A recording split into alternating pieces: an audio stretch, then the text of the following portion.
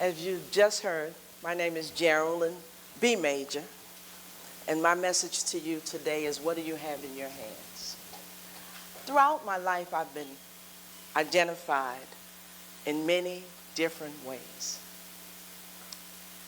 Reverend Audrey Jackson Johnson said I was analytical. Pastor Gina Stewart said that I operated with a hermeneutic of suspicion. My niece, who's no longer with us, SHERO Ann, said I was Melinda Swagman because I was always campaigning for something. I've come to realize that each of those descriptions are just an outer reflection of the inner me.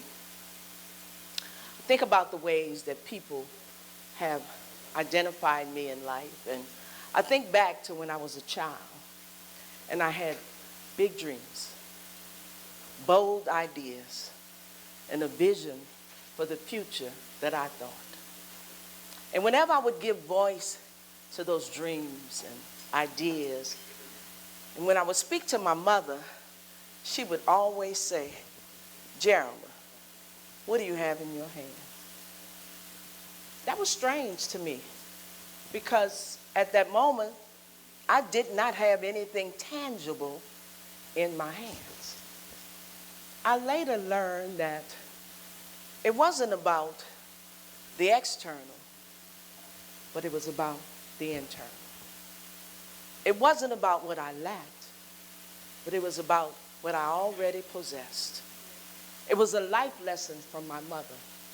And she was saying to me, just as Jeremiah 1:5 says, before you were born, formed in your mother's womb, before you were born, I knew you.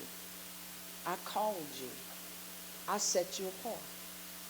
Now those words were written for Jeremiah and spoken to Jeremiah, but they apply to each and every one of us in the room.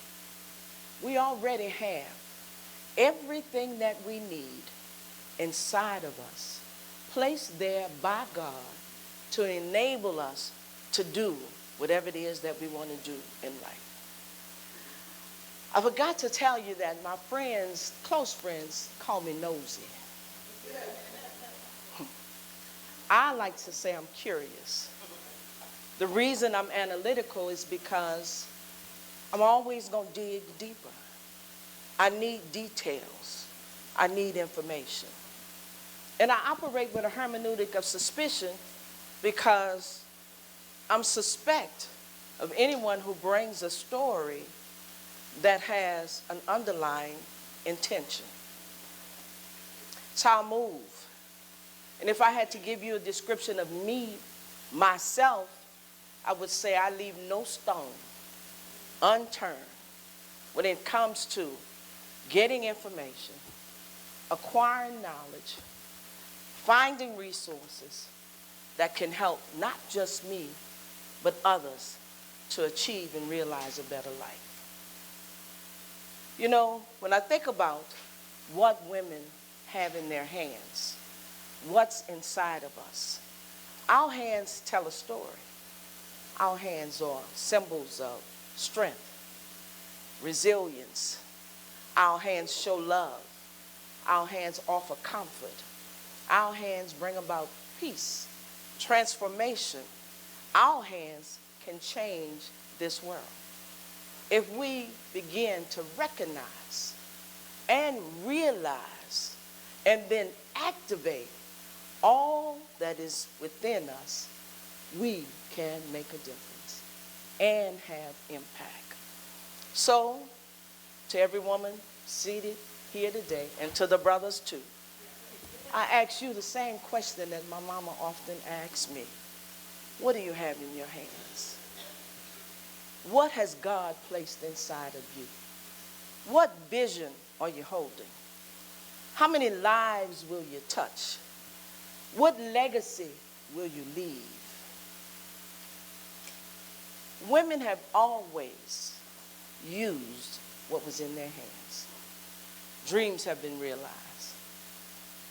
Communities have been strengthened.